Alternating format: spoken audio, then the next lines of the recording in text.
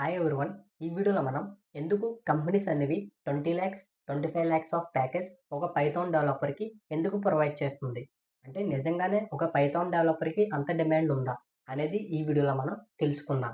దాని గురించి మనం తెలుసుకునే ముందర సాఫ్ట్‌వేర్ అంటే ఏంటని చూద్దాం. సాఫ్ట్‌వేర్ అంటే ఏంటి?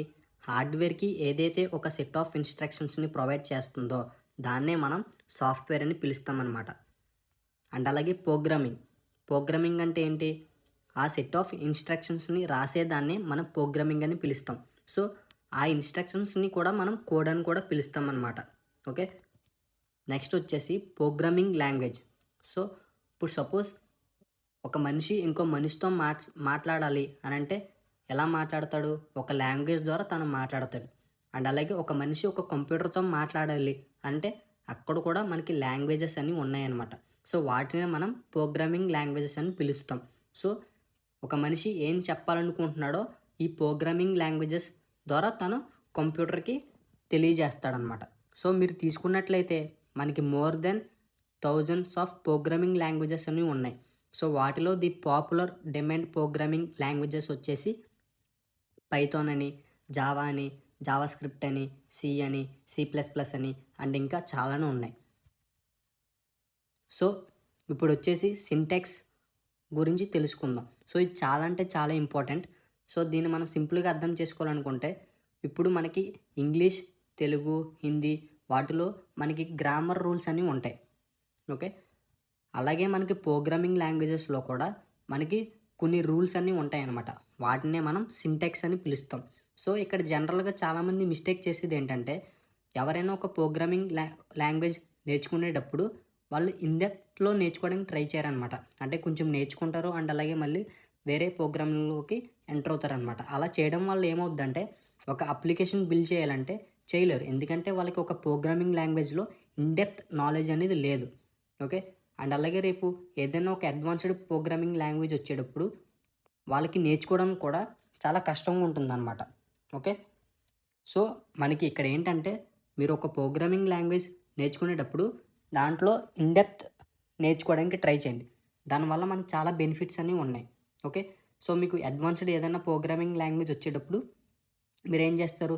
వాటి యొక్క సింటాక్స్ రూల్స్ అనేవి ఏంటని చూస్తారు. డైరెక్ట్‌గా మీరు ఎంటర్ అవుతారనమాట. సో, మీరు రేపు ఏదైనా ఒక అప్లికేషన్ బిల్డ్ చేయాలంటే ఈజీగా బిల్డ్ చేయగలరు. Okay. So, why Python programming? అసలు పైథాన్ ఎందుకు నేర్చుకోవాలనేది మనం చూద్దాం. ఓకే. మీరిప్పుడు తీసుకున్నట్లయితే మనకి చాట్‌జీపీటీ అనేది వచ్చింది. సో, చాట్‌జీపీటీ కూడా మనకి పైథాన్ యూజ్ చేసి చేశారనమాట. అంటే అక్కడ బాగా ఎక్స్‌టెన్సివ్‌గా యూజ్ చేశారు పైథాన్‌ని. అలాగే మీరు తీసుకున్నట్లయితే సిమిలర్‌గా మనకి బిగ్ డేటా అనలిటిక్స్ అని, ఐఓటీ అని, మెషిన్ లెర్నింగ్ అని వీటన్నిటిలో కూడా మనకి పైథాన్ అనేది చాలా బాగా ఎక్స్‌టెన్సివ్‌గా యూజ్ చేస్తున్నారనమాట. సో, అందుకే మనం దీన్ని వర్సటైల్ లాంగ్వేజ్ అని పిలుస్తాం. ఓకే. సో, మీరు తీసుకున్నట్లయితే ఇక్కడ ఒరాకిల్, అమెజాన్ లాంటి పెద్ద పెద్ద కంపెనీస్ మనకి 18,00,000, 22,00,000 ఆఫ్ ప్యాకేజ్ అనేది ప్రొవైడ్ చేస్తుంది. ఓకే. అండ్ ఒక స్టార్టింగ్ సాలరీ వచ్చేసి మనకి 6,00,000 పర్ యానమ్ అనమాట. ఓకే. సో, మీరిక్కడ చూస్తున్నారు కదా! జావాలో మనం హెలో వరల్డ్ ప్రింట్ చేయాలంటే నియర్లీ 4 లైన్స్ ఆఫ్ కోడ్ అనేది మనం రాయాలి. ఓకే. పైథాన్‌లో తీసుకున్నట్లయితే జస్ట్ 1 లైన్ ఆఫ్ కోడ్. చూడండి అసలు సింటాక్స్ అనేది మనకి ఎంత ఈజీగా ఉన్నదో. అంటే ఇక్కడ మనం జావాలో మనం రాయాలంటే మనం ఫ్లవర్ బ్రాకెట్ పెట్టి అండ్ అలాగే క్లాస్ అని చెప్పి వీటన్నిటికి సింటాక్స్ రూల్స్ అనేవి చాలా ఎక్కువగా ఉన్నాయన్నమాట. అండ్ అలా మన పైథాన్‌లో తీసుకున్నట్లయితే just 1 line of code. So, చాలా ఈజీగా ఉంది మనకి కోడ్ అనేది. అందుకే మనకి పైథాన్ అనేది చాలా అంటే చాలా ఆహ్, popular and demand programming language అనమాట. సో, మనం ఏదైనా ఒక పెద్ద పెద్ద అప్లికేషన్స్ బిల్డ్ చేసేటప్పుడు మనకి కోడ్ అనేది ఎక్కడైనా ఎర్రర్ వచ్చిందనుకోండి, మనం ఈజీగా దాన్ని డీబగ్ చేయడానికి, దాన్ని సాల్వ్ చేయడానికి ఈజీగా ఉంటుందనమాట. ఓకే.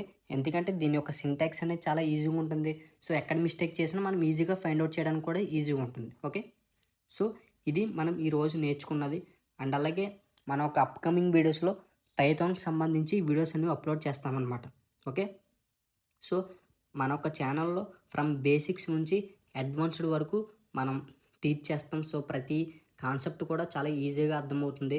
ఓకే. సో, మీ ఫ్రెండ్స్‌కి కూడా ఈ వీడియో అనేది షేర్ చేయండి. ఓకే. మన ఒక నెక్స్ట్ వీడియోలో మళ్ళీ కలుద్దాం. So, thank you all. All the best.